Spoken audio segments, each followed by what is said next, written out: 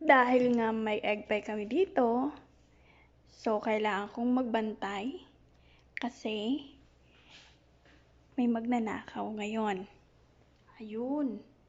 Ayan, pag ikaw'y nalingat, ubos po yan. Uubusin po yan. Gaya nung niluto ko nung nakaraan. Nagluto ako ng chicken satay na nasa barbecue stick. Pagbalik ko, kasi galing akong labas, pagbalik ko, ubos niya na po yung chicken satay.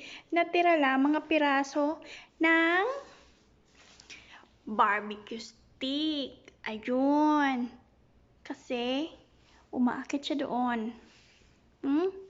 Rocky baby, umaakit ka doon? Naku! Ano? Say hi. Say hi, Rocky baby. Sabi mo, hindi ko naman kinain yun. Hindi ko naman kinain yun. Nakalabas laang.